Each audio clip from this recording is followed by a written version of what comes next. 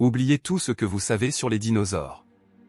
Imaginez un monde où le T-Rex n'est pas le sommet de la chaîne alimentaire, mais simplement un amuse-bouche pour ceux qui se cachent dans l'ombre.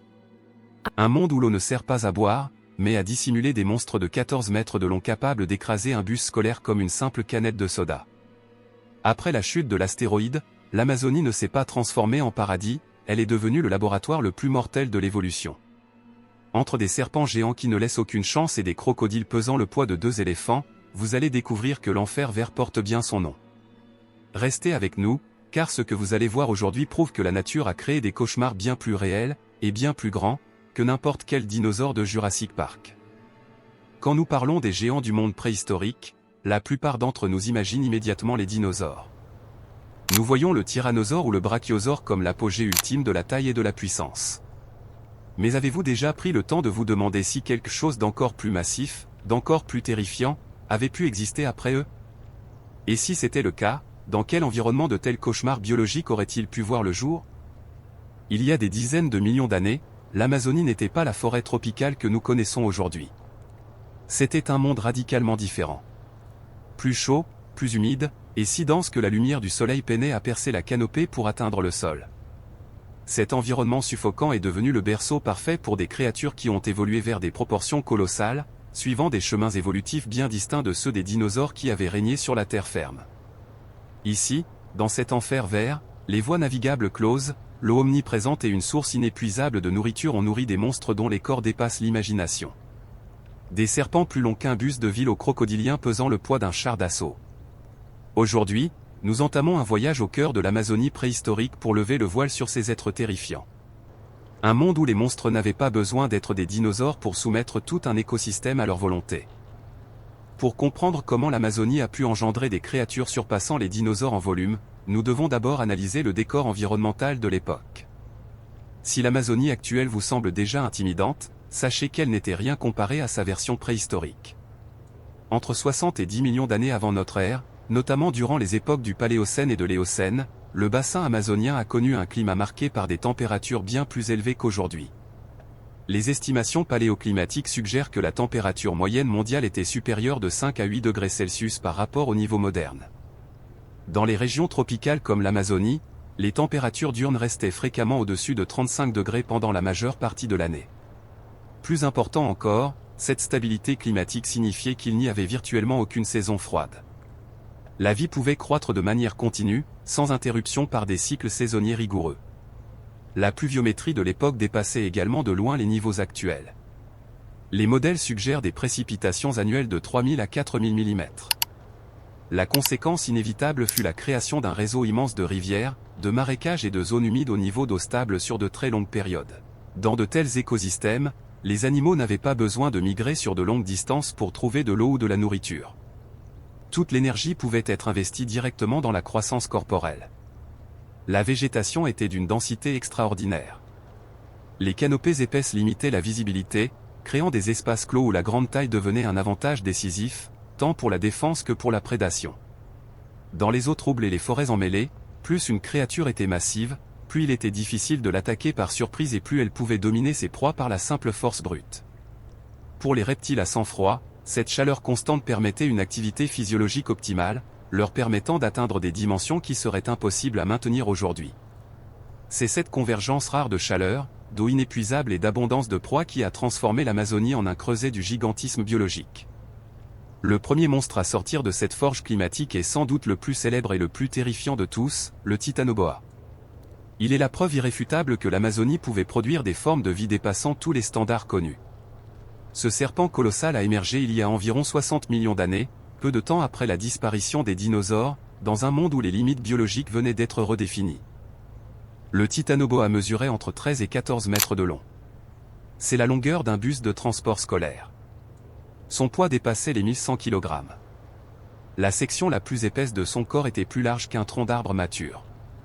Ce n'était pas un serpent rapide et agile, mais une masse de muscles purs, conçue pour une puissance brute dévastatrice. Son crâne allongé et ses dents incurvées vers l'intérieur indiquent qu'il ne comptait pas sur le venin. Sa méthode était la constriction et l'utilisation de son poids corporel immense pour écraser ses victimes. Le Titanoboa était presque certainement semi-aquatique.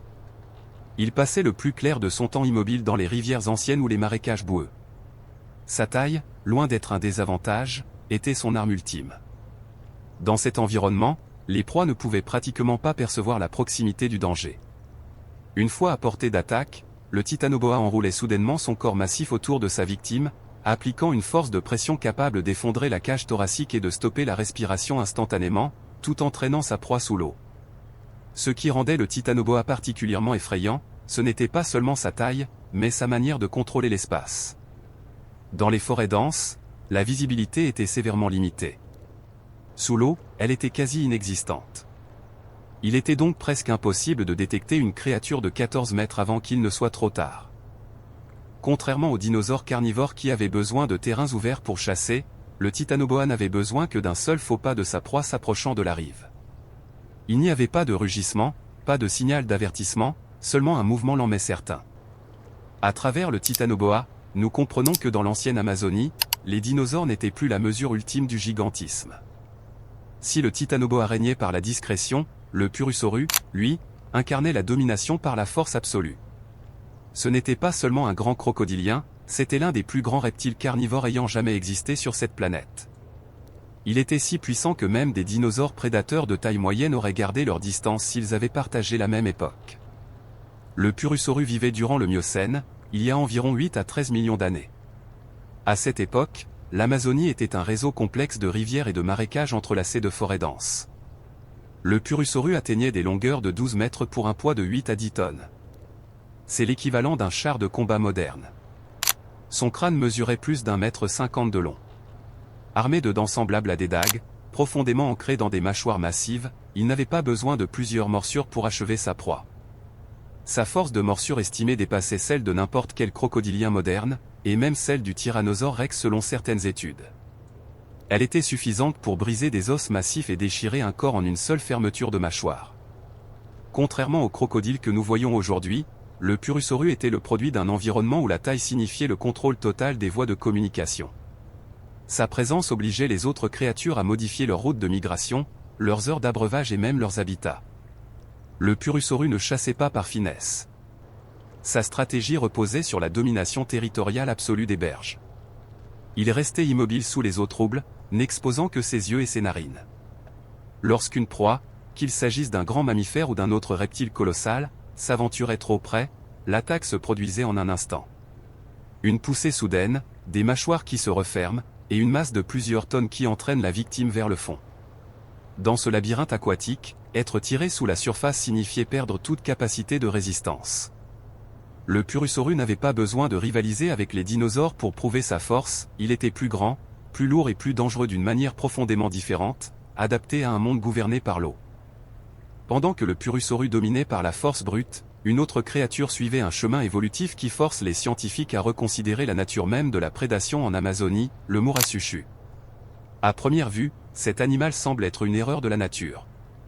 Un crocodilien géant avec un museau extraordinairement large et aplati, long mais fin, totalement inadapté pour broyer des os ou déchirer des proies massives. Pourtant, cette particularité était la clé de sa survie aux côtés des prédateurs les plus redoutables. Le Murashushu mesurait entre 6 et 8 mètres de long. Son crâne était sa caractéristique la plus frappante, avec un museau élargi comme une pelle énorme, tapissé de petites dents fines.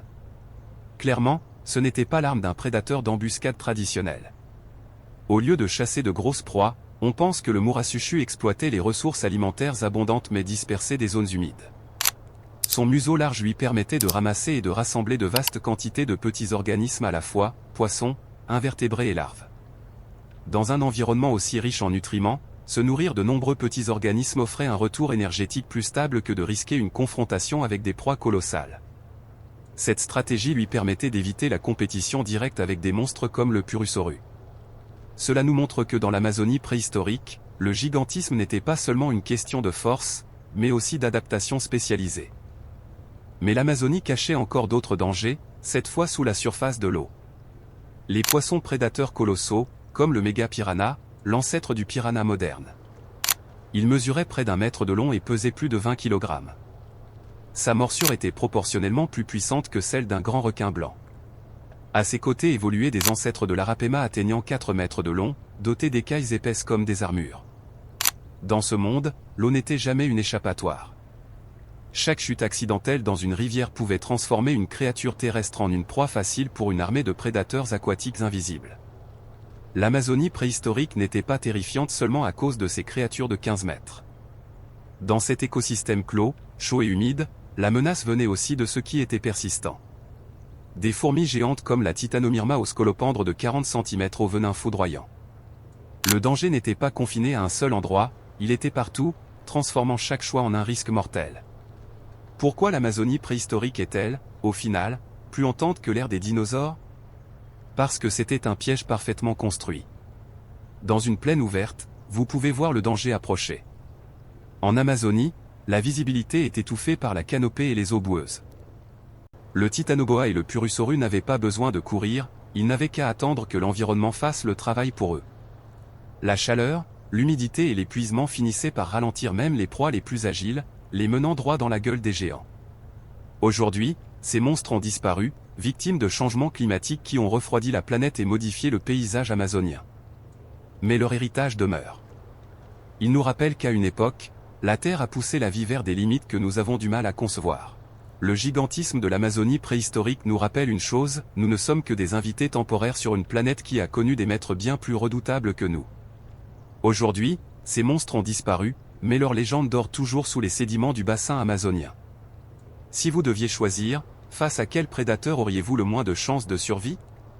Le Titanoboa et son étreinte mortelle, ou le Purusoru et sa mâchoire de fer? Dites-le moi dans les commentaires, je lis absolument tout. Si cette immersion dans le passé vous a fasciné, n'oubliez pas de cliquer sur le pouce bleu, ça aide énormément la chaîne à grandir. Et si vous voulez continuer à explorer les coins les plus hostiles de la préhistoire, abonnez-vous et activez la cloche. Regardez cette vidéo qui s'affiche à l'écran, elle devrait vous plaire si vous aimez les créatures extrêmes. Merci d'être resté jusqu'au bout, et on se retrouve très vite pour une nouvelle aventure.